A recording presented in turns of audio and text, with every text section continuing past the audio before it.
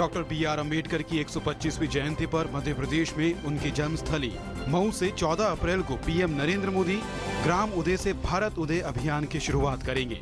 14 अप्रैल से शुरू होने जा रहे 11 दिन के इस अभियान को 3 चरणों में चलाया जाएगा।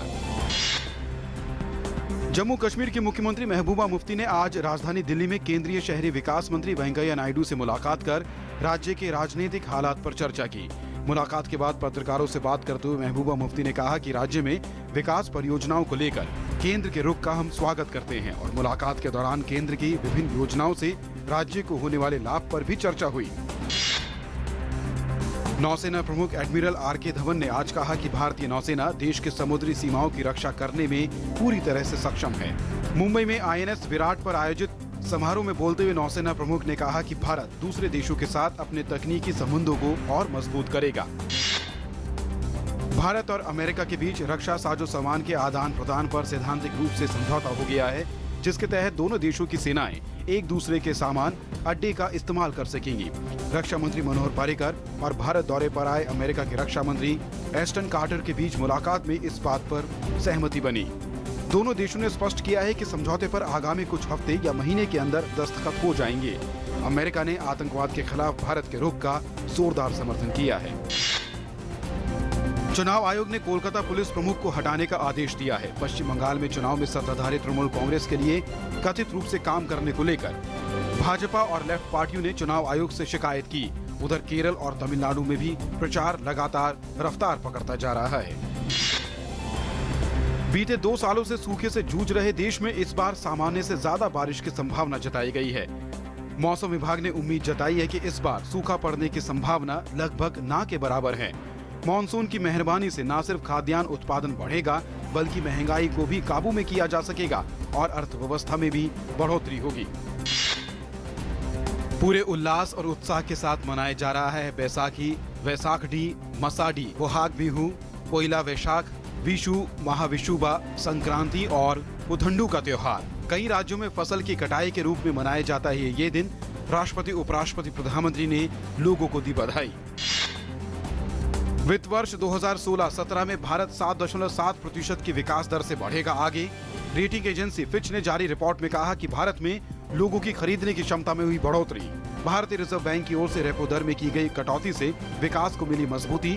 विश्व बैंक ने भी माना भारत सबसे तेज रफ्तार वाली अर्थव्यवस्था बना रहेगा। मार्च में घटी खुदरा महंगाई दर 5 महीने के न्यूनतम स्तर पर। खाद्य पदार्थों की कीमतें हुई कम। औद्योगिक विकास दर में 2% की बढ़ोतरी। कोर सेक्टर में भी नजर आई तेजी। माइनिंग 5% की रफ्तार से बढ़ी। बिजली उत्पादन बढ़ा 10% से, लेकिन मैन्युफैक्चरिंग में दबाव कायम। निवेशकों के बीच म्यूचुअल फंड्स पर बढ़ा भरोसा। पिछले वित्त वर्ष में फोलियो की कुल संख्या 59 लाख बढ़कर 4,76,00,000 के रिकॉर्ड स्तर पर पहुंची। सेबी ने कहा छोटे शहरों के निवेशकों की जागरूकता और सेबी द्वारा उठाए गए कदमों से इस संख्या में तेजी देखने को मिल रही है। फोलियो म्यूचुअल फंड के अकाउंट की तरह काम करते हैं, जिसके जरिए निवेशक फंड्स में निवेश करते हैं।